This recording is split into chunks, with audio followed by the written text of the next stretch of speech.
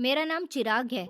आज मेरे medical store पर सुबह से कोई कस्टमर नहीं आया था और मैं काफी समय से इंतजार कर रहा था कि जल्दी से कोई ऐसा कस्टमर आ जाए जो मुझसे ज्यादा तादाद में दवाई खरीदे, ताकि मेरी कमाई आज ज्यादा हो जाए और मैं अपनी बहन की फीस के पैसे जमा कर सकूं। अभी मैं यही सोच रहा था कि एक बूढ़ा आदमी मेडिकल पर आया। बेटा, जरा ये पर्ची देखना, इसमें लिखी हुई दवाइयाँ मुझे दे दो। आधी रात का समय था। मेडिकल स्टोर के काउंटर पर एक कमजोर और बूढ़ा आदमी अपनी कांपती हुई उंगलियों से एक पर्ची मेरी तरफ बढ़ाते हुए घबराहट भरे अंदाज में कहने लगा। मैं जो कुछ देर पहले ही काउंटर पर झुके हुए अपनी छोटी बहन नेहा की फीस के पैसों के बारे में सोच रहा था, इन बूढ़े अंकल की तरफ देखने लगा। सड़क पर ट्रैफिक काफी हद तक कम हो चुका था और रात की खामोशी हर तरफ फैली हुई थी और इस समय स्टोर में इन अंकल के अलावा और कोई कस्टमर मौजूद नहीं था। मैंने खामोशी से उनकी इस मुड़ी हुई पर्ची को हाथ में लेकर देखा, जिन पर काफी महंगी दवाइयाँ लिखी हुई थी। मैं अच्छी तरह जानता था कि ये मामूली दवाइयाँ नहीं है और हर मेडिकल स्टोर पर अवेलेबल भी नहीं होती। मैंने स्टोर के शीशे वाले रैक से सावधानी के साथ वो सारी दवाइयाँ निकालकर काउंटर पर रखी और अपने कंप्यूटर पर बिल बनाकर इन बूढ़े अंकल की तरफ देखा। अंकल जी, ये दवाइयाँ 5,000 की हैं। मैंने नरमी से उन्हें बताया। इन अंकल के चेहरे पर एकदम से परेशानी और लाचारी के एक्सप्रेशन उभर आए थे और उन्होंने घबराकर अपने कपड़ों की जेब टटोलना शुरू कर दिया था। बेटा, मेरे पास तो इतने पैसे नहीं है। मुझे अंदाजा नहीं था कि ये दवाइयाँ इतनी महंगी होंगी। क्या तुम मुझे कम पैसों में थोड़ी सी दवाई दे सकते हो? मेरी तबीयत बहुत खराब हो रही है और मेरा सांस उखड़ रहा है। उनकी आवाज में एक अजीब सी लाचारी थी जिसने मुझे अंदर तक झंझोड़ कर रख दिया था। मेरे दिमाग में जल्दी से अपनी छोटी बहन नेहा की मासूम सी मुस्कुराहट और माँ की वो बातें गूंजने लगी थी जो उन्होंने आज सुबह मुझे काम पर भेजते हुए कही थी। बेटा चिराग, नेहा की फीस जमा करवाने की आखिरी तारीख बिल्कुल सर पर आ गई है। तुमने जो पैसे जोड़ कर रखे हैं उन्हें ध्यान से संभाल कर रखना, कहीं खर्च न हो जाए। माँ की वो फिक्रमंद आवाज मेरे कानों में गूंजने लगी। मैं जानता था कि ये पैसे मैंने कितनी रातों की नींद कुर्बान करके इकट्ठे किए थे, लेकिन इन बूढ़े अंकल की लाचारी और मौत का डर देखकर मुझसे रहा नहीं गया। मैंने सोचा कि फीस का बंदोबस्त मैं सुबह राकेश अंकल से थोड़ी सी एडवांस सैलरी मांगकर कर लूंगा। वो मुझे कभी मना नहीं करेंगे, लेकिन इस समय इस बूढ़े इंसान की जान बचाना सबसे ज्यादा जरूरी है। मैंने कहा, कोई बात नहीं अंकल जी, आप ये सारी दवाइयाँ ले जाइए। जितने पैसे कम हैं वो मैं अपनी तरफ से डाल देता हूँ। आप बस परेशान न हो और अपना ख्याल रखिए। मैंने अपनी बहन की फीस के लिए रखे हुए पैसों में से कुछ रकम निकालकर पूरा कर दिया था और दवाइयाँ उनके हवाले कर दी थी। वो इंसान मुझे हैरानी से देखने लगा और फिर ढेर सारा आशीर्वाद देता हुआ धीरे धीरे कदमों के साथ स्टोर के शीशे वाले दरवाजे से बाहर निकल गया। मैंने सुकून का एक गहरा सांस लिया, लेकिन जब मुड़कर मैं काउंटर साफ करने लगा तो मेरी नज़र काउंटर के बिल्कुल कोने पर पड़ी। वो बूढ़ा जल्दबाजी में अपना पुराना सा चश्मा वहीं भूल गया था। मैंने जल्दी से चश्मा उठाया और उसके पीछे बाहर की तरफ भागा ताकि वो अंधेपन में सड़क पर कहीं गिर न जाए। स्टोर से बाहर निकलते ही मेरे कदम अचानक अपनी जगह पर जम गए थे और मेरे हाथ से चश्मा गिरते गिरते बचा था। सड़क पर रोशनी भले ही कम थी, लेकिन जो होश उड़ा देने वाला नजारा मेरे सामने था उसने मुझे हैरानी के गहरे समंदर में धकेल दिया था। वो कमजोर और गरीब सा नजर आने वाला बूढ़ा आदमी कुछ कदम आगे जाकर एक चमकदार और करोड़ों की काले रंग की लैंड क्रूजर की पीछे वाली सीट का दरवाजा खोलकर बड़े इतराते हुए और सुकून भरे अंदाज में अंदर बैठ रहा था। गाड़ी का इंजन एक भारी और तेज आवाज के साथ स्टार्ट हुआ और वो खामोशी से सड़क पर आगे बढ़ने लगी। मेरी नजर अचानक उस गाड़ी की पिछली नंबर प्लेट पर पड़ी और मेरी सांसें जैसे गले में ही अटक कर रह गई हों। उस पर साफ और बड़े बड़े शब्दों में UP16 AB और कुछ नंबर लिखा हुआ था।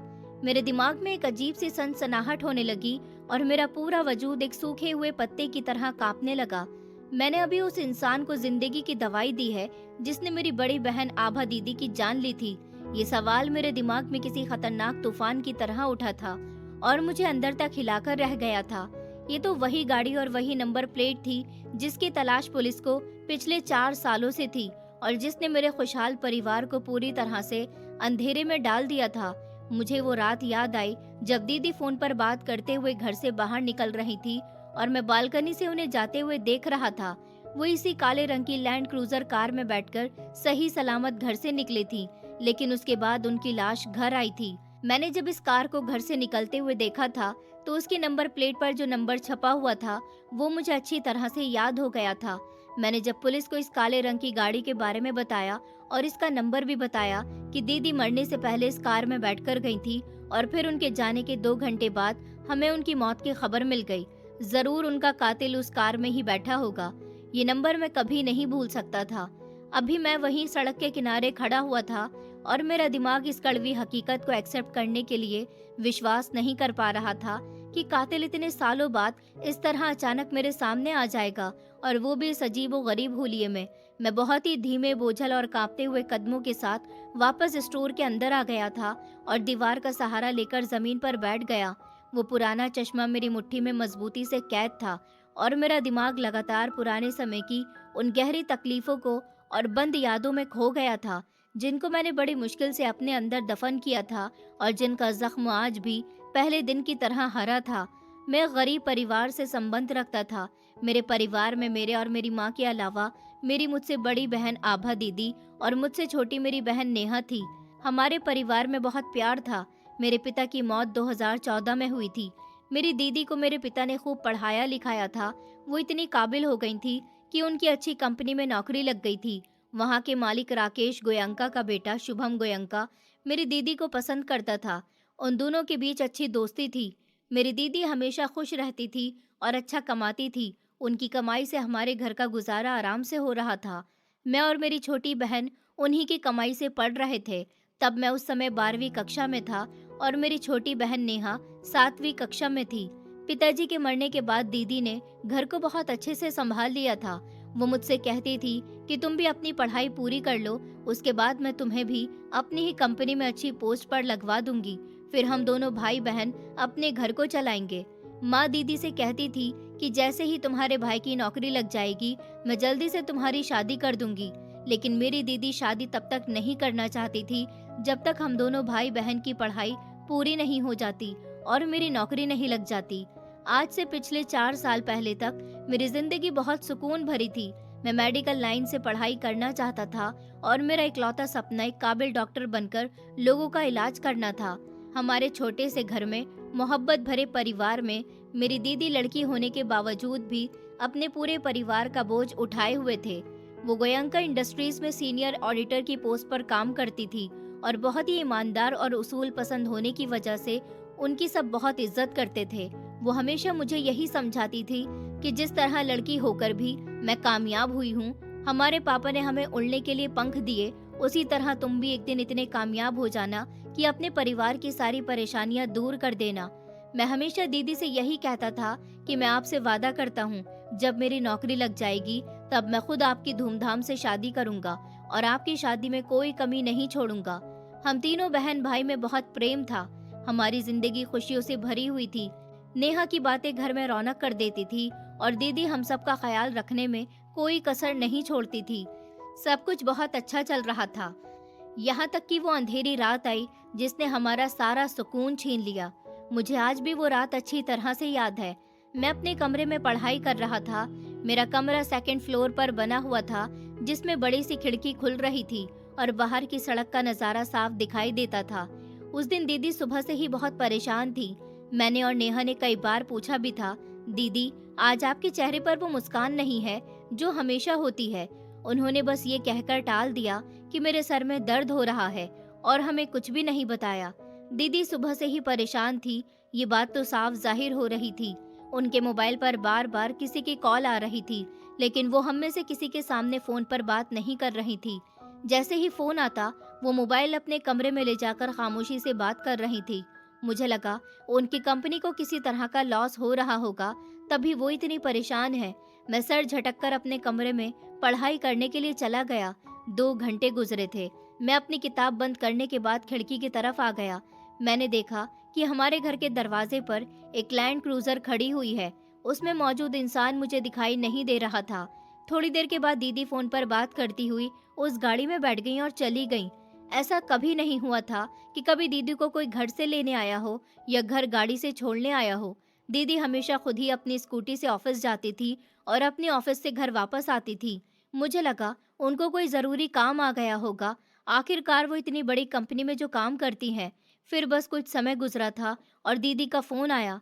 मैंने मुस्कुराते हुए फ़ोन उठा लिया, लेकिन उनकी आवाज़ में एक अजीब सी घबराहट और तेज़ी थी जो मैंने पहले कभी महसूस नहीं की थी।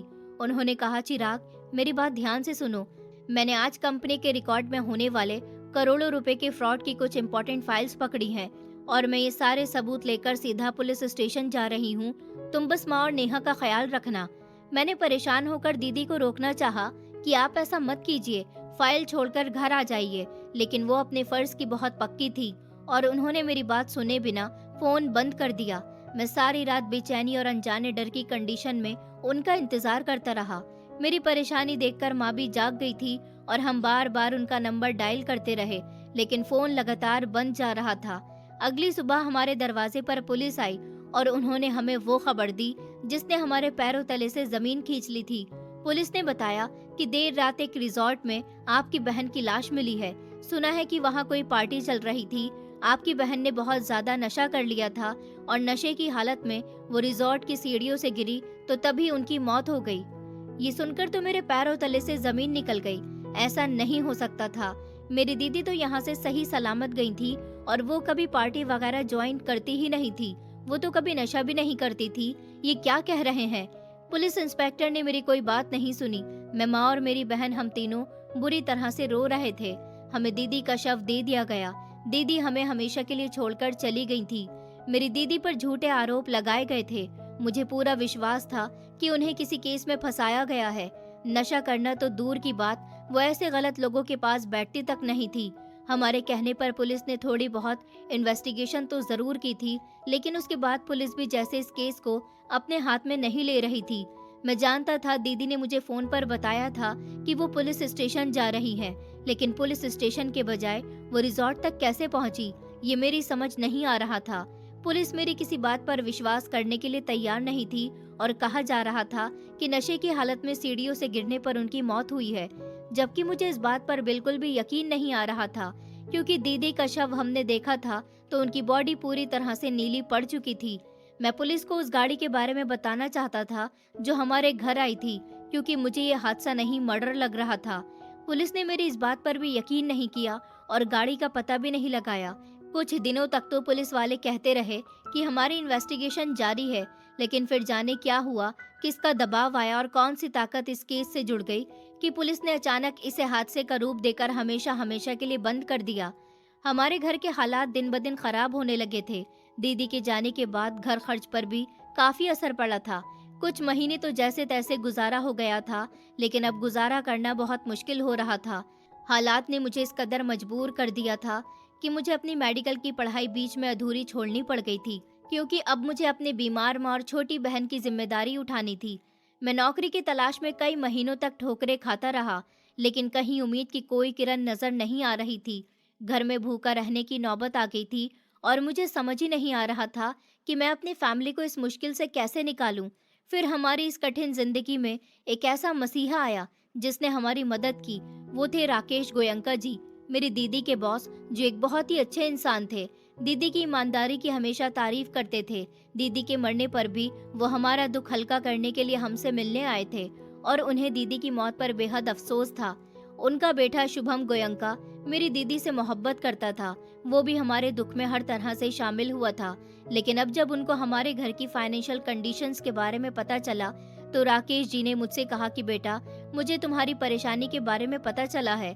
तुम्हारी दीदी ने हमेशा हमारी कंपनी को कामयाबी की ऊंचाइयों तक पहुंचाया है। वो एक बहुत अच्छी और ईमानदार इंसान थी। मैं उसको अपनी बेटी की तरह मानता था। तुम तो जानते हो कि मैं भले ही कितना ही अमीर इंसान हूँ, लेकिन लोगों की बहुत मदद करता हूँ। फिर तुम भी मेरे बेटे जैसे हो, तुम्हारी मदद क्यों ना करूँ। तुम्हें परेशान होने की कोई जरूरत नहीं है। बताओ, तुम कौन सा काम करना चाहते हो? जो काम तुम्हें आता होगा, मैं उसी काम की नौकरी पर तुम्हें लगवा दूंगा। अगर तुम अपनी दीदी की तरह ज्यादा पढ़े लिखे होते तो मैं तुम्हें अपनी कंपनी में ही रख लेता। मैंने कहा, मैं मेडिकल लाइन से पढ़ाई करना चाहता था, डॉक्टर बनना चाहता था। उन्होंने कहा, बेटा, तुम अपनी पढ़ाई अपनी कमाई से जारी रख सकते हो, लेकिन उससे पहले उन्होंने मुझे अपने बड़े स्टोर पर एक अच्छी सैलरी वाली नौकरी दिलवा दी थी, जिससे घर का खर्च और मेरी बहन का खर्च भी पूरा हो रहा था। मैं सोच रहा था, आज अगर मेरी दीदी जिंदा होती और उनकी शादी राकेश जी के बेटे शुभम के साथ हो जाती, तो उन्हें कभी किसी तरह की कोई तकलीफ नहीं होती। मेरी दीदी कितनी भाग्यशाली थी कि इतने अच्छे इंसान उनके ससुर बनते। शुभम जी से भी मेरी कभी कभी मुलाकात होती रहती थी। शुभम जी मेरी दीदी को बहुत याद करते थे और याद करते करते उनकी आंखों से आंसू निकल आते थे। हम सब लोग उन दोनों बाप बेटे को अपना मसीहा मानते थे, क्योंकि बुरे वक्त में ऊपर वाले ने उन्हें हमारे पास भेजकर हमारी जिंदगी बचा ली थी। मैं दिन रात पूरी ईमानदारी और लगन से स्टोर पर काम करता था, ताकि राकेश जी का सर बुलंद कर सकूं और उनके भरोसे पर पूरा उतर सकूं। स्टोर के ठंडे फर्श पर बैठे बैठे मैं अपनी सोच की गहराइयों से अचानक बाहर आया था। मेरे हाथ में मौजूद वो चश्मा मुझे हकीकत की दुनिया में वापस ले आया था। मेरे सीने में गुस्से, लाचारी और बदले की आग ऐसे जलने लगी थी, जिसे काबू करना मेरे लिए नामुमकिन हो रहा था। वो बूढ़ा इंसान कोई मामूली गरीब इंसान नहीं हो सकता था, जो इतनी महंगी गाड़ी में बैठा था, और वो जानबूझकर मुझसे झूठ बोल कर गया था। मैंने खड़े होकर उस चश्मे को स्टोर की तेज रोशनी में बहुत ध्यान से देखना शुरू कर दिया था। ये एक बेस्ट क्वालिटी का चश्मा था और इसका फ्रेम महंगा लग रहा था। मैंने इसे हर तरफ से उलट पलट कर देखा तो मेरी नज़र उसकी डंडी के अंदरूनी हिस्से पर पड़ी। वहाँ शहर के एक बहुत ही वीआईपी और अमीर इलाके की एक बड़ी ऑप्टिकल सेंटर का लेजर मार्क लगा हुआ था। उसके बिल्कुल साथ में एक छोटा सा सीरियल नंबर भी बारीक शब्दों में दर्ज किया गया था। ये देखते ही मेरे दिल में एक जबरदस्त उम्मीद जाग उठी थी। ये सीरियल नंबर उनकी दुकान की रिकॉर्डिंग में जरूर मौजूद होगा, और यही वो इकलौता सुराग था जो मुझे इस बूढ़े और कातिल की गाड़ी तक पहुंचा सकता था। मेरे दिमाग में जल्दी से दीदी के बॉस का ख्याल आया कि मैं भी उन्हें फोन करके इस सारे मामले के बारे में बताऊं। वो जरूर मेरी पूरी मदद करेंगे, क्योंकि वो बहुत ताकतवर और शरीफ इंसान है। लेकिन फिर मैं अचानक से रुक गया। चिराग, अभी किसी को कुछ नहीं बताना चाहिए, वो बॉस ही क्यों ना हो। अगर कातिल को थोड़ी भी भनक पड़ गई कि तुम उसकी खोज में हो, तो वो हमेशा के लिए गायब हो जाएगा और तुम वो आखिरी मौका भी गवा दोगे। मैंने खुद से फैसला किया, और वैसे भी मैं राकेश जी जैसे शरीफ इंसान को अपने पर्सनल बदले के चक्कर में उलझाकर किसी खतरे में नहीं डालना चाहता था। मैंने वो चश्मा बड़ी सावधानी के साथ अपनी जेब में रखा और पक्का इरादा कर लिया कि कल सुबह ड्यूटी पर बाद में आऊंगा, पहले इस ऑप्टिकल सेंटर जाऊंगा और इसके सीरियल नंबर के जरिए इस बूढ़े का सारा कच्चा चिट्ठा निकालूंगा, चाहे मुझे उसके लिए कोई भी कदम उठाना पड़े। रात का बाकी हिस्सा मैंने इसी बेचैनी में गुजार दिया था, और मैं बस सुबह होने का इंतजार करने लगा था कि अपनी दीदी के कातिल तक पहुंचने का ये पहला और अहम सफर शुरू कर सकूं। जैसे ही सूरज की पहली किरण कमरे में आई, मैं तेजी से उठा और तैयार होने लगा, क्योंकि आज का दिन मेरी जिंदगी का सबसे अहम दिन साबित होने वाला था। मैं कमरे से बाहर निकला तो माँ किचन में नाश्ता बना रही थी और नेहा अपने स्कूल यूनिफॉर्म में तैयार बैठी थी। भैया, आपकी आंखें इतनी लाल क्यों हो रही हैं? क्या आप सारी रात सोए नहीं हैं? नेहा ने मेरी तरफ देखते हुए मासूमियत से पूछा। मैंने कहा, कुछ नहीं, बस रात को स्टोर पर काम ज्यादा था, इसलिए थकावट हो गई है। तुम जल्दी से नाश्ता करो, वरना स्कूल के लिए देर हो जाएगी। तभी माँ ने आवाज लगाई, बेटा जल्दी से आकर चाय पी लो। और नेहा की फीस का क्या हुआ? आज तो आखिरी तारीख है ना। मैंने कहा, माँ आप बिल्कुल परेशान न हो, मैंने रात को ही पैसों का हिसाब कर लिया था और आज मैं राकेश जी से थोड़ी एडवांस सैलरी भी ले लूंगा। वो मुझे कभी मना नहीं करेंगे। आप बस मेरी और नेहा की कामयाबी के लिए प्रार्थना कीजिए। मैंने माँ को तसल्ली दी और जल्दी से चाय का कप खत्म करके घर से बाहर निकल आया था। मुझे जल्दी से उस ऑप्टिकल सेंटर पहुंचना था, जहाँ का नाम और लेजर मार्क उस चश्मे पर दर्ज था। मैंने ऑटो किया और शहर के महंगे इलाके की तरफ निकल पड़ा, जहाँ बड़े बड़े ब्रांड और शानदार दुकान मौजूद थी।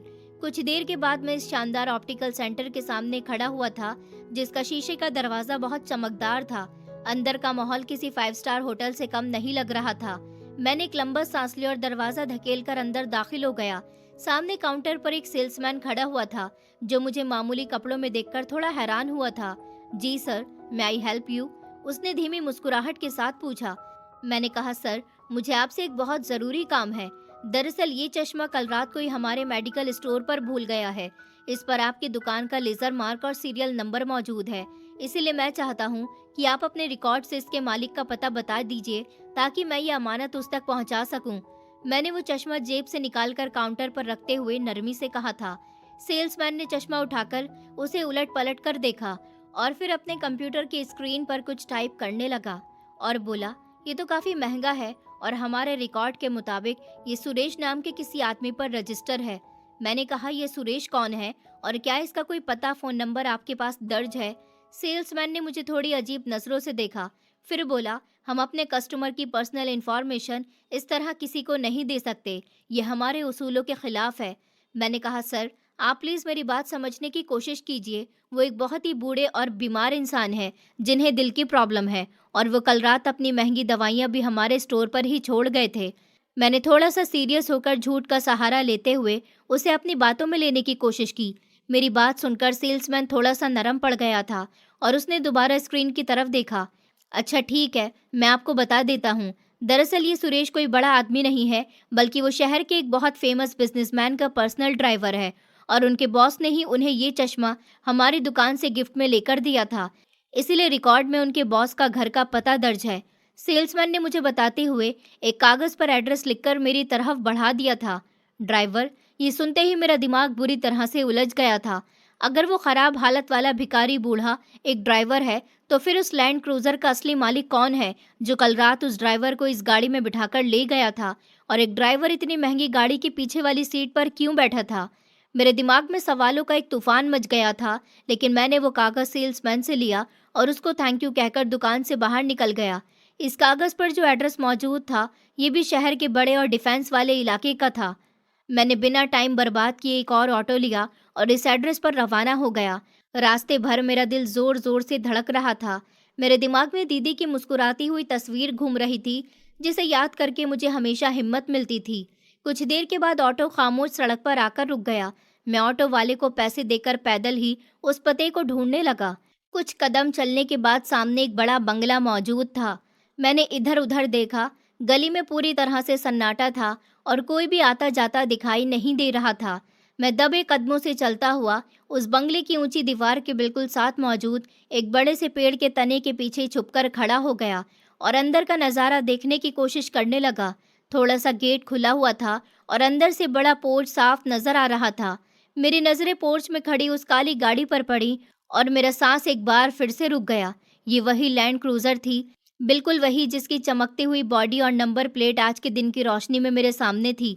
लेकिन मेरी हैरानी की हद उस समय न रही जब मैंने देखा कि वही सुरेश, जो कल रात बीमार और गरीब इंसान के रूप में मेरे स्टोर पर आया था, इस समय साफ सुथरे ड्राइवर की यूनिफॉर्म पहने उस काली लैंड क्रूजर को मेहनत और लगन से धो रहा था। वो बीमार या लाचार नहीं लग रहा था, जैसे उसने कल रात मेरे सामने नाटक किया था। उसने मेरी हमदर्दी का इस तरह से फ़ायदा उठाया था, लेकिन मैं खामोशी से सब कुछ खड़ा देखता रहा।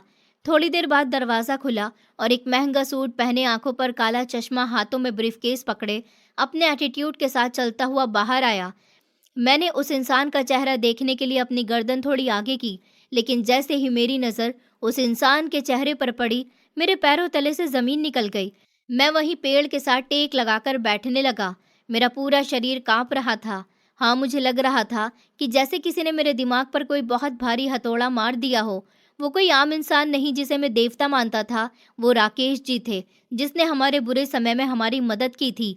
वही इस बंगले और काली लैंड क्रूजर का असली मालिक था। उसने तेज और कड़कती हुई आवाज में कहा, जल्दी करो, मुझे देर हो रही है। तुम्हें पता है ना कि आज मेरी मीटिंग है और तुम गाड़ी साफ करने में इतनी देर क्यों लगा देते हो? ये वही आवाज थी जिसे मैं जानता था। उसके अंदाज में नरमी और हमदर्दी गायब थी, जो मेरे सामने दिखाता था। जी सर, बस 2 मिनट, सुरेश ने डरे हुए अंदाज में जवाब दिया और जल्दी जल्दी गाड़ी को कपड़ा मारने लगा। उसने बड़ी सावधानी के साथ ब्रीफकेस गाड़ी में रखा और खुद पीछे वाली सीट पर बैठ गया। सुरेश ड्राइविंग सीट पर बैठा और गाड़ी बंगले से बाहर निकल गई। मैं वहीं दीवार के साथ जमीन पर बैठा रहा। मुझे महसूस हो रहा था कि जैसे मेरे आसपास की दुनिया तेजी से घूम रही है और मुझे सांस लेने में दुश्वारी हो रही है। मेरे दिमाग में तेजी से पिछली सारी कड़ियाँ और बिखरे हुए टुकड़े जुड़ने लगे और एक ऐसा भयानक सच सामने आया जिसने मेरी आत्मा को छलनी कर दिया था। कहीं इनका बेटा शुभम तो उनके साथ नहीं मिला हुआ था। ये सोच मेरे दिमाग में आते ही मैंने खुद से कहा, नहीं नहीं, वो तो दीदी से बहुत प्यार करता था। मैंने सोचा भी था कि मैं शुभम को इस बारे में बताऊं, लेकिन मैंने अभी किसी को कुछ भी बताने का फैसला नहीं किया था, बल्कि इस ड्राइवर को पकड़ने के बारे में सोचा था। दीदी ने मुझे फ़ोन करके कहा था कि वो सबूत लेकर पुलिस के पास जा रही थी और फिर उसके बाद उनके मौत की खबर आ गई। न जाने सच्चाई क्या थी। मैं सब सच जानना चाहता था। इस आदमी ने मुझे एहसान और झूठी हमदर्दी के बोझ तले दबा लिया था ताकि वो लगातार हम पर नजर रख सके और मैं कभी अपनी बहन के कातिलों को ढूंढ ना पाऊं। मैं पुलिस के पास जाने की हिम्मत नहीं कर सका। मुझे नौकरी देना एक फरेब और एक भयानक जाल था जिसमें मैं 4 साल से खुशी खुशी फंसा हुआ था। मेरी आंखों से आंसू निकलने लगे। ये धोखे और सदमे के आंसू थे। मैं काफी देर तक लाचारी से वहीं पर रोता रहा, लेकिन जैसे जैसे वक्त गुजर रहा था मेरा दुख गुस्से की आग में बदलता जा रहा था। मैंने खुद को संभाला और खड़ा हो गया। अब मुझे सच्चाई का पता चल चुका था और अब मैं खामोश बैठने वाला नहीं था। एक ज़रूरी सवाल अभी भी मेरे दिमाग को पागल कर रहा था और बुरी तरह से उलझा रहा था। अगर ये सुरेश राकेश जी का ड्राइवर है और वो कल रात उसी गाड़ी में वापस आया था, तो वो गरीब और लाचार बनकर पूरे शहर को छोड़कर सिर्फ और सिर्फ मेरे मेडिकल स्टोर पर दवाई लेने क्यों आया था? वो शहर के सबसे बड़े मेडिकल स्टोर पर भी तो जा सकता था। उसके पास तो दवाई खरीदने के पैसे भी नहीं थे। वो सीधा मेरे पास ही क्यों आया? उसके पीछे ज़रूर कोई बहुत गहरा राज या कोई ख़ास वजह छुपी थी। मैंने फैसला कर लिया कि अब मैं इस सवाल का जवाब सुरेश से ही लूँगा और उसे अकेले में दबोचूंगा, क्योंकि वही बता सकता था कि वो इस गाड़ी में मेरी बहन को लेकर रिजॉर्ट गया था या फिर पुलिस स्टेशन। जो भी सच था, ये वही बताने वाला था। सारा दिन मैंने कोठी के आसपास रहकर ही समय बिताया था और शाम होने का इंतजार करने लगा। मुझे पता था कि राकेश गोयंका और शुभम गोयंका शाम को ऑफिस से वापस आते हैं और ड्राइवर अपने मालिक को छोड़ने के बाद फ्री हो जाते हैं। जैसे ही शाम होने लगी, वो काली लैंड क्रूजर वापस बंगले के अंदर दाखिल हुई। कुछ देर के बाद सुरेश अपने मामूली कपड़े पहनकर थके हुए कदमों के साथ कोठी के छोटे दरवाजे से बाहर निकला और पैदल ही सड़क के किनारे चलने लगा। शायद वो अपने घर जा रहा था या किसी काम से बाहर निकला था। मैं खामोशी से कुछ दूरी रखकर उसका पीछा करने लगा। वो मेन सड़क से होता हुआ एक पुरानी और सुनसान गली में दाखिल हुआ, जहां स्ट्रीट लाइट्स भी ठीक से काम नहीं कर रही थी और लोगों का आना जाना कम होने के बराबर था। यही मेरे लिए सबसे बेहतरीन मौका था। मैंने अपने कदमों की रफ्तार तेज की और तेजी से चलता हुआ बिल्कुल उसके करीब पहुंच गया। सुरेश ने शायद मेरे कदमों की आहट सुन ली थी। उसने घबराकर पीछे पलट कर देखा, लेकिन इससे पहले कि वो कोई रिएक्ट करता, मैंने फुर्ती से आगे बढ़कर उसका रास्ता रोक लिया और अपने दोनों हाथों से उसे दीवार के साथ पूरी ताकत से धकेलते हुए वहीं जकड़ लिया। सुरेश की आंखों में डर और वहशत फैल गई थी और वो बुरी तरह कांपने लगा। तुम वही हो ना? वही रात वाले लड़के? तुम मुझसे क्या चाहते हो? मुझे छोड़ दो। सुरेश की आवाज़ डर के मारे बुरी तरह से कांप रही थी। मैंने उसकी आंखों में आंखें डाली। मेरी आंखों में उस समय 4 साल का गुस्सा, नफरत और बदले की आग भड़क रही थी। तुम मुझे बहुत अच्छी तरह से जानते हो सुरेश, और मैं भी अब तुम्हें बहुत अच्छी तरह पहचान चुका हूँ। बस अब बिना किसी झूठ और नाटक के मुझे सिर्फ इतना बताओ कि तुम कल रात वो भिखारी वाला रूप धारण करके पूरे शहर को छोड़कर सिर्फ और सिर्फ मेरे ही मेडिकल स्टोर पर दवाई लेने क्यों आए थे? आखिर तुम्हारा क्या मकसद था? और अगर तुमने थोड़ी भी होशियारी दिखाने की कोशिश की, तो याद रखना, मैं तुम्हारा वो हाल करूंगा कि तुम जिंदगी भर याद रखोगे। मेरी इस अचानक हरकत ने उसे पूरी तरह से होश में ला दिया था। वो दीवार के साथ लगा हुआ हाँफ रहा था। मैंने उसके कंधों पर अपनी गिरफ्त और भी मजबूत कर दी थी। मैंने कहा, मुझे तुम्हारे और तुम्हारे उस मसीहा राकेश गोयंका के सारे भयानक राजों का पता चल चुका है। सुरेश, मुझे ये भी पता चल चुका है कि तुम वही इंसान हो जो उस रात काली गाड़ी में बैठकर मेरी बहन को घर से कहीं ले गए थे। बताओ, तुम मेरी बहन को कहाँ ले गए थे? बताओ, वो रिजॉर्ट कैसे पहुंची? और ये बताओ कि तुम्हें उसे घर से ले जाने के लिए किसने बोला था? मेरे शब्द उसके कानों में गूंज रहे थे और मैं देख सकता था कि उसके चेहरे का रंग पूरी तरह से सफ़ेद पड़ चुका था। मैंने कहा, मैंने तुम्हें कल रात इतनी मुश्किल से अपनी बहन की फीस के पैसों से दवा लेकर दी और तुम मुझसे झूठ बोलते रहे। तुम मेरी बहन के कातिल हो और मैं तुमसे सबका हिसाब लूंगा। बोलो, तुम मेरे स्टोर पर क्यों आए थे? बताओ, मेरी बहन की मौत कैसे हुई? क्या राकेश गोयंका ने तुम्हें मुझे चेक करने के लिए भेजा था या फिर कोई और भयानक इरादा था? गली में पूरी तरह से सन्नाटा था और सिर्फ हम दोनों की भारी सांसों की आवाज़ सुनाई दे रही थी। सुरेश ने नज़र झुका ली थी और उसका पूरा शरीर कांप रहा था। उसकी वो सारी मक्कारी जो गाड़ी में बैठे समय वो मुझे दिखा रहा था, अब कहीं गायब हो चुकी थी। वो अब एक लाचार इंसान लग रहा था और मैं उसके जवाब का बेसब्री से इंतज़ार कर रहा था और मेरी गिरफ्त उसके कंधों पर इतनी मजबूत थी कि वो किसी भी हाल में वहाँ से भाग नहीं सकता था। मेरी आंखों से लगातार आंसू बह रहे थे, लेकिन ये आंसू मेरी कमज़ोरी के नहीं बल्कि मेरी ताकत के थे, जो मुझे अपनी बहन को इंसाफ दिलाने के लिए बहे जा रहे थे। बताओ सुरेश, खामोश क्यों हो गए? सच बोलो, वरना मैं अभी इसी समय तुम्हें पुलिस के हवाले कर दूंगा। तुम सारी जिंदगी जेल की काल कोठरी में सड़ते रहोगे। मैंने आखिरी वार किया। वो इंसान जो अभी तक खुद को मजबूत दिखाने की कोशिश कर रहा था, अचानक फूट कर रोने लगा और कहने लगा, बेटा, मैं तुम्हारे आगे हाथ जोड़ता हूँ, मुझे पुलिस के हवाले मत करना। मैं तुम्हें सब कुछ सच सच बताता हूँ। मैं तुम्हारी बहन का कातिल नहीं हूँ, बल्कि मैं तो उसे अपनी बेटी समान समझता था। मैं राकेश गोयंका का सबसे पुराना ड्राइवर हूँ। वो 27 जून की रात जब मैं अपने सारे काम से निपटकर अपने घर जा रहा था, तो छोटे मालिक ने मुझे फ़ोन किया और कहा कि आभा को जाकर उसके घर से ले आओ। मैंने शुभम साहब से कहा कि जी छोटे मालिक, मैं तो अपने घर के आधे रास्ते तक पहुंच गया हूं और मैंने गाड़ी भी पोर्च में लगा दी है। उन्होंने गुस्से भरी आवाज़ में तेज़ शब्दों के साथ कहा कि तुमसे जितना कहा जा रहा है उतना करो। तुम्हें पैसे सुबह से शाम तक के नहीं दिए जाते। जाओ और जाकर आभा को लेकर सिविल एरिया वाले रिजॉर्ट में लेकर आ जाओ। वो तुमसे पुलिस स्टेशन को कहेगी तो कह देना पुलिस स्टेशन ही जा रहे हैं, और अगर रास्ते में कोई नाटक करे तो उसकी कोई बात मत सुनना। बस गाड़ी तेज रफ्तार से चलाकर उसे रिजॉर्ट तक लेकर पहुंचो। छोटे मालिक की बात सुनकर मैं घबरा गया था। मुझे दाल में कुछ काला सा लग रहा था। मैं छोटे मालिक के कहने पर तुम्हारे घर से आकर आभा मैडम को वहां से ले गया था और मैंने उन्हें छोटे मालिक के रिजॉर्ट तक पहुंचा दिया। उन्होंने वहां पहुंचने के बाद मुझसे कहा कि मुझे यहाँ क्यों ले आए हो। मैंने तो कहा था कि हम पुलिस स्टेशन जा रहे हैं। उन्होंने रास्ते से ही तुम्हें फ़ोन करके बताया था कि वो पुलिस स्टेशन जा रही हैं। तब वो मेरी गाड़ी में ही बैठी थी। वहाँ गाड़ी की आवाज़ सुनते ही छोटे मालिक और बड़े मालिक दोनों वहाँ आ गए और उन दोनों ने आभा मैडम से मुलाकात करने के बाद मुझे हाथ के इशारे से वहाँ से भेज दिया। मुझे कुछ भी ठीक नहीं लग रहा था। आभा मैडम एक अच्छी लड़की थी। मुझे डर था कि कहीं उनके साथ कुछ गलत ना हो जाए। मेरे घर जाने का समय काफ़ी देर पहले ही हो चुका था, लेकिन मेरा वहाँ से भी जाने का दिल नहीं कर रहा था। मैंने फैसला किया कि मुझे यहीं रहकर देखना चाहिए कि आखिर ये लोग यहाँ कर क्या रहे हैं, क्योंकि वो लोग इस तरह कभी रिजॉर्ट नहीं गए थे। उस रिजॉर्ट को तो हमेशा पार्टी वगैरह के लिए ही इस्तेमाल किया जाता था। वो लोग जब अंदर चले गए तो मैंने बाहर की खिड़कियों से अंदर झांकने की कोशिश की। काफ़ी देर तक तो मुझे कुछ नज़र नहीं आया, लेकिन जब थोड़ी देर के बाद एक खिड़की हल्की सी खुलने की कोशिश की तो वो खुल गई और फिर उसके बाद अंदर का सारा नज़ारा मेरी आंखों के सामने था।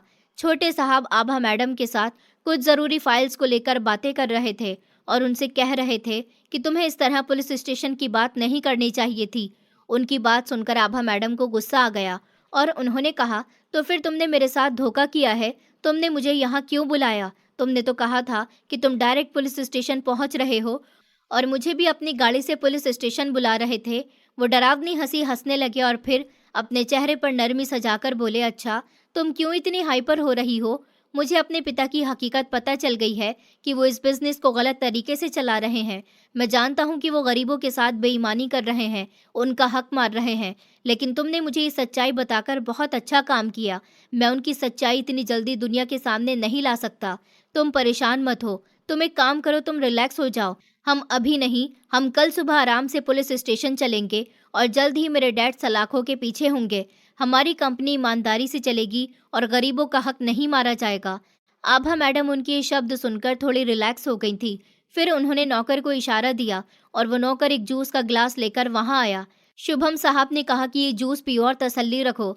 आभा मैडम उनकी बातों में आ गई और उन्होंने वो जूस पी लिया। मुझे अभी भी समझ नहीं आ रहा था कि आखिर माजरा क्या है, क्योंकि मैं पूरी बात को नहीं जानता था और सिर्फ दूर से खड़ा ये सब कुछ देख रहा था। लेकिन जब उस जूस को पीने के बाद आभा मैडम की हालत बिगड़ी तो उनको घबराहट होने लगी और उनको अचानक उल्टी हुई, तो उन्होंने हाथ पैर मारने शुरू कर दिए। मैं उनको बचाना चाहता था, लेकिन तभी शुभम साहब का असली रूप मेरी आंखों के सामने आ गया। उन्होंने आभा मैडम को बचाने के बजाय उनका गला अपने हाथों से मजबूती से पकड़ लिया और कहने लगा, बड़ी आई थी मेरे बाप को जेल भिजवाने वाली, अब तू तो गई। मैं तुझसे मोहब्बत करता था, लेकिन अब तुझसे नफरत करता हूँ। मैं और मेरे डैड ने इतनी इज्जत शोहरत ऐसे ही हासिल नहीं की है। बहुत से लोगों का घर उजाड़ा है, बहुत से लोगों का हक मारा है। कोई भी इंसान इतनी आसानी से इतना अमीर नहीं हो जाता। उसे कोई ना कोई गलत काम करना पड़ता है, तभी वो कामयाबी तक पहुंचता है। तुझे क्या लगता था कि हमारी कंपनी की हकीकत दुनिया के सामने तू लेकर आएगी और हम कुछ नहीं करेंगे? ऐसी मोहब्बत भाड़ में गई जो हमारा नाम खराब करे।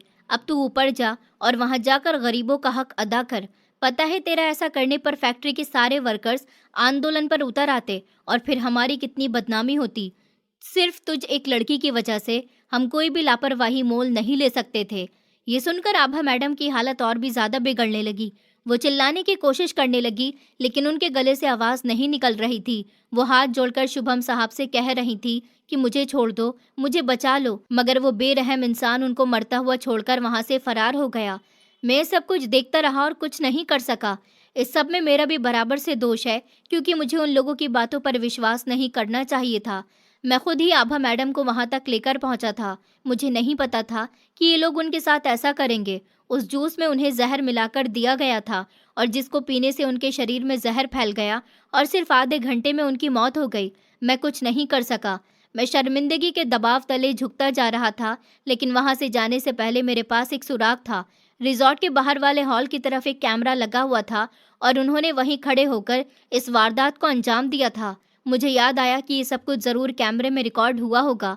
मैं नौकरों से छुपकर जल्दी से ऊपर वाले कमरे में गया, जहां पर कंप्यूटर रखा हुआ था, और मैंने जल्दी से वहां से वो कैमरे की रिकॉर्डिंग ली, और वो यूएसबी आज तक अभी भी मेरे पास है। मैंने वो सबूत के तौर पर निकाल कर रख ली थी। मैं अगले ही दिन आभा मैडम के परिवार से मिलना चाहता था और उनको ये सबूत दिखाना चाहता था।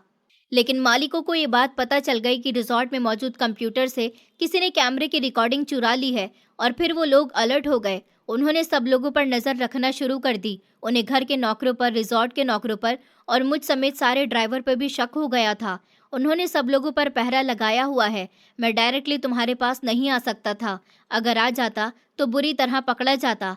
इस बात को जब पूरे 4 साल बीत गए और मैं एक दिन भी आभा मैडम की मौत की वजह से सुकून से नहीं सो पाया, तो मैंने फैसला किया कि मैं एक न एक दिन तुम्हें ये सबूत ज़रूर देकर रहूँगा, ताकि मुजरिमों को उनकी सज़ा मिल जाए। अब मेरा तुमसे मिलना बहुत ज़रूरी था, क्योंकि शुभम गोयंका और राकेश गोयंका दोनों हमेशा हमेशा के लिए अपना बिजनेस दुबई में सेट कर रहे हैं, और वो लोग वहाँ जाने वाले हैं। लेकिन उनके वहाँ जाने से पहले ही मैं चाहता हूँ कि वो लोग पकड़े जाएं। बस इसीलिए मैं जल्द से जल्द तुमसे मिलना चाह रहा था। फिर उन्होंने अपने मेले कपड़ों की आस्तीन से अपने आंसू साफ किए और कहा कि वो चश्मा मैंने गलती से तुम्हारे स्टोर पर नहीं छोड़ा था, बल्कि मैं उसे जानबूझकर वहां छोड़ कर गया था, ताकि तुम किसी न किसी तरह इस पर लिखे हुए सीरियल नंबर के जरिए मुझ तक पहुंच सको। मैं सच्चे दिल से चाहता था कि आभा मैडम के कातिल बेनकाब हो जाएं। मैं जानता था कि तुम एक इंटेलिजेंट लड़के हो, और तुम उस चश्मे की मदद से मेरा पता जरूर ढूंढ लोगे। ये सुनकर मैं पूरी तरह से शॉक्ड हो गया था। मुझे विश्वास ही नहीं हो रहा था कि ये सब कुछ इस बूढ़े इंसान की अपनी प्लानिंग थी, और वो चाहते तो ये सब कुछ भूलकर पीछे हट सकते थे। मगर उन्होंने मेरी दीदी को इंसाफ दिलाने के लिए अपनी जान खतरे में डाल दी थी। उसने वो यूएसबी मेरे हवाले कर दी और कहा, बेटा, तुम्हारे पास बहुत कम समय बचा है। कल वो दोनों बाप बेटे फ्लाइट से हमेशा हमेशा के लिए दुबई जा रहे हैं, क्योंकि कंपनी की पुरानी करप्शन का दोबारा से ऑडिट शुरू हो गया है, और वो डरते हैं कि कहीं वो पकड़े न जाएं और उनके सारे काले धंधे दुनिया के सामने न आ जाएं। इन लोगों ने पुलिस वालों को पैसे खिला दिए थे और हत्या को हादसे का नाम दे दिया था। मैंने पीछे हटकर उनके कपड़े ठीक किए और कहा कि आई एम सॉरी अंकल, मुझे माफ़ कर दीजिए। मुझे लगा कि आप कातिल हैं, लेकिन आप तो मेरी दीदी को इंसाफ दिलवाने के लिए आगे आए। शायद उस दिन मैं आपको उस लैंड क्रूज़र में बैठते हुए नहीं देखता, तो शायद मेरे दिल में ये ख्याल कभी ना आता कि मुझे अपनी बहन को इंसाफ दिलाना चाहिए। उन्होंने कहा, बेटा, अब तुम जल्दी से जाओ, ये सबूत जल्द से जल्द कानून के हवाले करो। तुम्हारे पास सबूत होगा तो पुलिस भी तुम्हें नहीं झुठलाएगी। मेरे दिल से खून के आंसू बह रहे थे। मैं जल्दी से घर पहुंचा और घर जाकर मैंने यूएसबी को अपने लैपटॉप से कनेक्ट किया, जिसमें वो दरिंदा मेरी दीदी को अपने हाथों से जहर वाला जूस दे रहा है, और मेरी दीदी उल्टियां करते हुए तड़प रही है और उससे मदद की गुहार कर रही है। लेकिन वो दरिंदा मेरी दीदी को झंझोड़कर और उनका गला पकड़कर उन्हें और भी ज्यादा तकलीफ दे रहा था। जब तक मेरी दीदी की सांसें बंद नहीं हुई, तब तक वो उनको तड़पता हुआ देखता रहा, और फिर उसके बाद नौकर से कहकर चला गया कि जल्दी से रिजॉर्ट खाली करो और इसकी लाश पुलिस के हवाले कर दो। पुलिस का मैटर हम खुद देख लेंगे। ये सब देखकर मेरे अंदर एक तूफान मचा हुआ था। अब मैं बस उस लम्हे का इंतजार कर रहा था जब मेरा सामना उस दरिंदे से होगा। अगले दिन मैं अपने मेडिकल स्टोर पर बैठा था, जब मुझे किसी भी कस्टमर की कोई बात समझ नहीं आ रही थी और मैं किसी को भी ठीक से दवाई नहीं दे पा रहा था। मेरा दिमाग बहुत ज़्यादा ख़राब हो रहा था। दोपहर का समय था जब शुभम गोयंका की जानी पहचानी शानदार और चमकती हुई काली लैंड क्रूज़र स्टोर के बाहर आकर रुकी, और वो फिर से अपने बाप की तरह मुझ पर हमदर्दी जताने आ गया। वो स्टोर के शीशे वाले दरवाजे से अंदर दाखिल हुआ। उसने महंगा सूट पहन रखा था। मेरे सामने खड़े होकर मुझसे हाथ मिलाते हुए कहने लगा, कैसे हो चिराग? दरअसल मुझे डैड ने यहाँ भेजा है। मैं तुम्हें यहाँ बताने आया हूँ कि मैं और मेरे डैड कुछ दिनों के लिए एक बहुत ज़रूरी बिजनेस ट्रिप पर दुबई जा रहे हैं। तुम दुकान का, अपनी पढ़ाई का और अपना बहुत ज़्यादा ख्याल रखना। मुझे तुमसे बहुत लगाव है। तुम जानते हो ना कि तुम में मुझे अपनी आभा नज़र आती है। वो भी तुम्हारी तरह समझदार और इतनी ही ईमानदार थी जितनी कि तुम हो। अगर तुम्हें किसी भी चीज़ की ज़रूरत हो तो हम में से किसी को भी फ़ोन कर देना। तुम मेरे लिए मेरे सगे भाई की तरह हो। शुभम ने हमेशा की तरह मीठे अंदाज में कहा। उसका झूठ और हमदर्दी देखकर मुझे अंदर से बेहद घिन आ रही थी और मेरा दिल कर रहा था कि मैं इसका भी गला दबा दूं। लेकिन मैंने अपने जज्बात पर काबू पाया था और अपने चेहरे पर एक सुकून भरी मुस्कुराहट सजा ली थी। मैंने कहा कि आप फिक्र मत कीजिए और राकेश जी से भी बोल देना कि मैं अपना ठीक से ख्याल रख लूँगा। अब तो वैसे भी सब कुछ सँभालने और हिसाब बराबर करने का वक़्त आ गया है। मैंने गहरे और मतलब भरे अंदाज में कहा और धीरे से चलकर मेडिकल स्टोर के मेन दरवाजे का शटर अंदर से गिराकर उस पर एक बड़ा-सा ताला लगा दिया। स्टोर के अंदर अब सिर्फ हम दोनों मौजूद थे और बाहर की दुनिया से हमारा कॉन्टैक्ट पूरी तरह से ख़त्म हो चुका था। शुभम मेरी इस अजीबो-गरीब रिएक्शन पर बेहद हैरान हुआ था और उसके चेहरे की दिखावे वाली मुस्कुराहट एकदम से गायब हो गई। अरे, ये चिराग, क्या कर रहे हो तुम? दुकान का शटर इस समय क्यों बंद कर रहे हो? मुझे तो अभी सीधा एयरपोर्ट के लिए निकलना है और तुम मुझे अंदर बंद कर रहे हो। क्या कोई खास बात है जो तुम अकेले में करना चाहते हो? उसने परेशानी से ऊंची आवाज में मुझसे पूछा। मैं सुकून से चलता हुआ वापस काउंटर के पास आया और अपनी पैंट की जेब से सुरेश का वो पुराना टूटा हुआ चश्मा निकालकर उसके सामने काउंटर के शीशे पर रख दिया। शेखर जी, आपके परिवार के पर्सनल ड्राइवर सुरेश की नज़र अभी भी बहुत कमज़ोर हो गई है। उसे समझाइए कि वो अंधेपन में इस तरह किसी लड़की को पुलिस स्टेशन का कहकर रिजॉर्ट न पहुंचाया करे, वरना कोई बड़ा हादसा हो सकता है और इस बार जान भी जा सकती है। मैंने कांटेदार आवाज़ में उसकी आंखों में डायरेक्ट देखते हुए कहा। इस चश्मे को देखते ही शुभम के चेहरे का रंग बिल्कुल सफ़ेद पड़ गया। उसकी आंखें फटी की फटी रह गई थी और उसकी सारी शराफत का वो झूठा लिबास जो उसने पिछले 4 सालों से बड़ी महारत से ओढ़ रखा था। उसने कहा, ये तुम क्या बकवास कर रहे हो और हमारे ड्राइवर का चश्मा तुम्हारे पास कहाँ से आया? तुम क्या कहना चाह रहे हो? मुझे कुछ समझ नहीं आ रहा। शुभम की आवाज़ में अब वो मिठास और हमदर्दी बिल्कुल मौजूद नहीं थी, बल्कि एक साफ घबराहट, हकलाहट और डर शामिल हो चुका था। उसके माथे पर पसीने के कतरे चमकने लगे थे। मैंने उसके किसी भी सवाल का कोई जवाब देने के बजाय खामोशी और इत्मीनान से काउंटर पर पड़ा अपना लैपटॉप ऑन किया और उसमें सुरेश की दी हुई वो काली यूएसबी लगा दी। मैंने बिना टाइम वेस्ट किए लैपटॉप का रुख उसकी तरफ घुमा दिया। लैपटॉप की चमकती हुई स्क्रीन पर शुभम का अपना वहशत भरा चेहरा नजर आ रहा था और रिजॉर्ट के अंदर की वो घिनौनी हरकत भी उसे साफ दिखाई दे रही थी, जिसमें वो मेरी बहन को गला दबाकर मारने की कोशिश कर रहा था और जिसमें उसने अपने हाथों से उनको जहर पिलाया था। उसने वो फाइलें दीदी के हाथ से छीनकर अपने पास रख ली थी। शुभम के तेजी से बदलते हुए एक्सप्रेशन उसकी आंखों में उभर आए थे। उसके चेहरे पर डर मंडला रहा था। मौत जैसी तड़प साफ दिखाई दे रही थी। आज पूरे 4 साल बाद इस इंसान और इसके पिता का असली और भयानक रूप बेनकाब हो चुका था और वो मेरे सामने एक मुजरिम की तरह खड़ा हुआ कांप रहा था।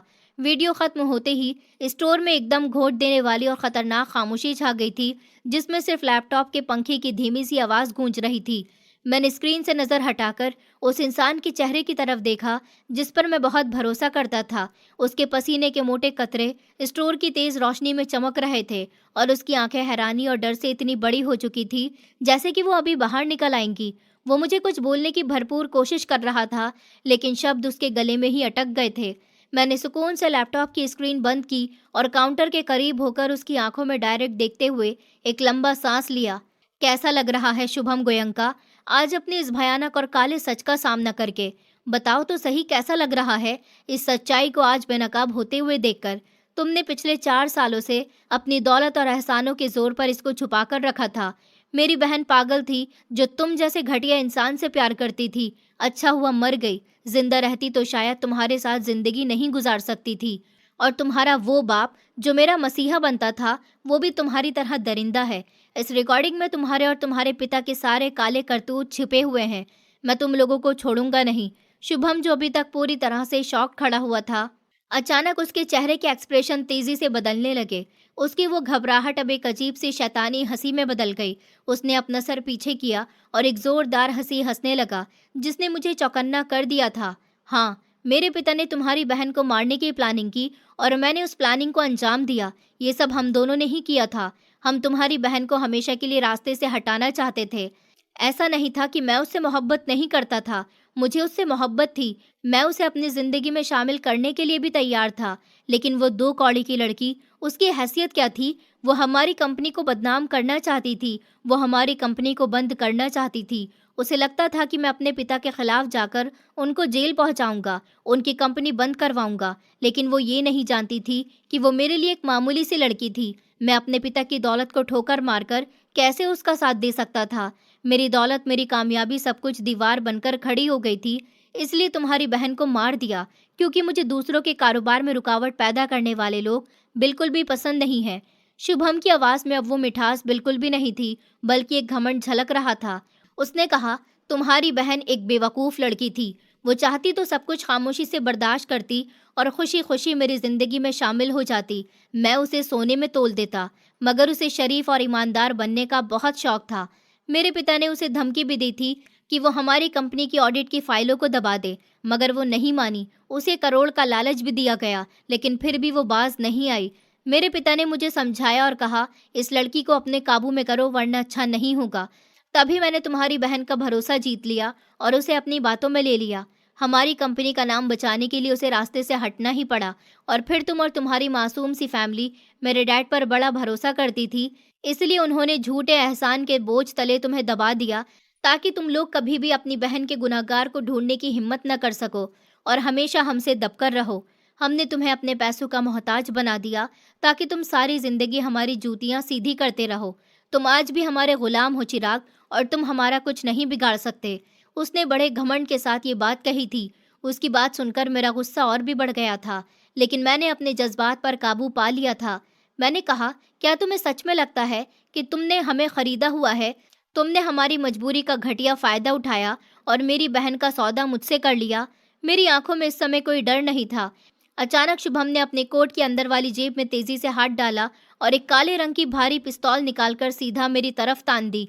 स्टोर के अंदर का माहौल एकदम से सीरियस हो गया था। उसने कहा, बस बहुत हो गई तुम्हारी बकवास। तुमने मेरे खिलाफ ये घटिया सबूत जमा कर लिए, जिस तरह तुम्हारी बहन ने किए थे। लेकिन तुम भूल गए हो, इस समय तुम मेरे सामने बिल्कुल अकेले हो और स्टोर का शटर भी तुमने खुद ही बंद किया। उसके अंदाज में अब एक साफ धमकी थी। उसने कहा, जैसे तुम्हारी बहन को रास्ते से हटा दिया और किसी को कुछ समझ ही नहीं आया, ऐसे ही तुम्हें भी रास्ते से हटा दूंगा और किसी को तुम्हारी लाश तक नहीं मिलेगी।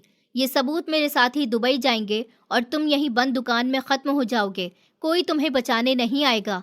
मैं उसका ये अंदाज देखकर बिल्कुल भी नहीं घबराया था, बल्कि उसके हाथ में वो हथियार देखकर मेरे चेहरे पर एक सुकून भरी मुस्कुराहट फैल गई थी। मैंने खड़े खड़े जोर जोर से एक हंसी हंसनी शुरू कर दी थी। मैंने शुभम को उलझन में डाल दिया था। उसने कहा, मौत को सामने देखकर तुम मुझ पर हंस रहे हो।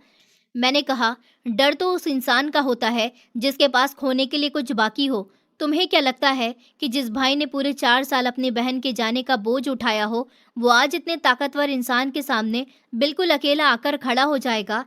दरअसल अपनी दौलत के नशे में तुम इतने ज्यादा अंधे हो गए हो कि तुम्हें अपने आसपास फैलाया हुआ जाल ही नजर नहीं आ रहा। आज तुम्हारा ये घमंड भी टूटेगा और तुम्हारा और तुम्हारे पिता का ये मसीहा बनने का रूप भी बेनकाब हो जाएगा। मैंने अपनी आवाज को बुलंद किया और मेडिकल स्टोर के पीछे वाले हिस्से में मौजूद अंधेरे वाले गोदाम के बंद दरवाजे की तरफ इशारा किया। मेरी बात अभी पूरी ही हुई थी कि गोदाम का दरवाजा एक जोरदार आवाज के साथ खुला और उसमें से पुलिस इंस्पेक्टर अपनी टीम के साथ तेजी से बाहर निकले। उन्होंने पलक झपकते ही शुभम को चारों तरफ से अपने घेरे में ले लिया। उन पुलिस वालों के साथ बिल्कुल पीछे सुरेश भी सर झुकाकर खड़ा हुआ था। सुरेश और पुलिस की कितनी बड़ी साजिश को सामने पाकर शुभम के हाथ से वो भारी पिस्टल खुद ब खुद जमीन पर गिर गई और उनकी आवाज ने स्टोर की खामोशी को चीर दिया। पुलिस यहाँ कैसे आई? शुभम जोर से चिल्लाया। क्या ये तुम्हारा काम है सुरेश? शुभम की आवाज कांप रही थी और उसके चेहरे की रंगत पीली पड़ चुकी थी। मैंने सुकून से कहा, कल रात ही इंस्पेक्टर साहब को मैंने सारी हकीकत के बारे में वो कैमरे वाली रिकॉर्डिंग उनके हवाले कर दी थी, ताकि वो तुम्हारे खिलाफ गिरफ्तारी के पक्के वारंट लेकर आ सके। और रही बात सुरेश की, तो उस रात मेरी दीदी के साथ जो कुछ भी हुआ, वो सब कुछ सुरेश ने अपनी आंखों से देखा है। सुरेश उस कत्ल का चश्मदीद गवाह है। इसी ने मेरी मदद की है। इंस्पेक्टर साहब ने आगे बढ़कर शुभम को हथकड़ियां पहना दी, जिनका वो असली हकदार था। इंस्पेक्टर ने उसे नफरत से घूरते हुए कहा, हम तुम्हें शहर के सबसे इज्जतदार लोग समझते थे, लेकिन तुम तो दरिंदे निकले। तुम्हारी और तुम्हारे बाप की सारी जिंदगी जेल की काल कोठरी में ही गुजरेगी। मुझे तुम्हें ये बताने में खुशी हो रही है कि तुम्हारे बाप को भी अरेस्ट कर लिया गया है और अब तुम दोनों जल्द ही जेल में एक दूसरे के साथ बैठकर अपनी कंपनी को बचाने की प्लानिंग करते रहना। पुलिस उसे बेइज्जती के साथ घसीटते हुए बाहर की तरफ ले गई। जैसे ही पुलिस उसे लेकर बाहर निकली, सुरेश रोता हुआ आगे बढ़ा और कहने लगा, आज मेरे दिल को सुकून मिला है। आज शायद मैं सुकून से सो सकूंगा। मैंने झुककर उसके कंधों पर अपना हाथ रखा और कहा कि तुम मेरी बहन को अपनी बेटी समझते थे। तुमने बहुत समझदारी दिखाई है। तुमने जो मेरी मदद की है उसके लिए मैं तुम्हारा बहुत शुक्रगुजार हूँ। तुम्हें पुलिस के साथ जाना होगा और पुलिस को वो सब बताना होगा जो तुमने अपनी आंखों से देखा था। उसने मुझसे वादा किया और कहा, मैं कोर्ट में सब कुछ सच बताऊंगा और आभा मैडम को इंसाफ दिलवाऊंगा। मेरे दिल पर भी सुकून छा गया था। मेरी माँ और मेरी बहन को जब ये बात पता चली तो उनकी आंखों में भी खुशी के आंसू आ गए। आभा दीदी को इंसाफ मिल चुका था। सारे सबूत कोर्ट में पेश किए गए थे। सुरेश ने भी जो कुछ अपनी आंखों से देखा था वो सब कुछ सच सच कोर्ट में बता दिया था। दोनों बाप बेटों को जेल हो गई थी। रिजॉर्ट में मौजूद नौकरों का भी बयान लिया गया था। रिजॉर्ट को सील कर दिया गया था और उन पुलिस ऑफिसर्स को भी अरेस्ट कर लिया गया जिन्होंने पहले इस केस पर कार्यवाही नहीं की थी और राकेश गोयंका के पैसे खाकर दोषियों का साथ दिया था। मैं डॉक्टर तो नहीं बन सका, लेकिन अपनी दीदी को इंसाफ दिलाकर मुझे बहुत खुशी हुई थी। आज भी मैं मेडिकल स्टोर पर काम करता हूँ और सुकून की जिंदगी जी रहा हूँ। मेरे पास ज़्यादा दौलत तो नहीं है, लेकिन मेरे पास मेरी छोटी बहन और मेरी माँ है, जिन्हें देखकर मुझे हिम्मत मिलती है और मैं दिन रात उनके लिए मेहनत करता हूँ। मैं आज भी अपनी दीदी को याद करता हूँ, उनकी तरह एक ईमानदार इंसान बनने की कोशिश करता हूँ। दोस्तों, उम्मीद करती हूँ आपको हमारी कहानी पसंद आई होगी। कहानी पसंद आई है तो वीडियो को लाइक करें, चैनल पर नए हैं तो चैनल को सब्सक्राइब करें और हाँ, नोटिफिकेशन बेल को ज़रूर दबाएं ताकि अगली अपडेट सबसे पहले आपको मिले।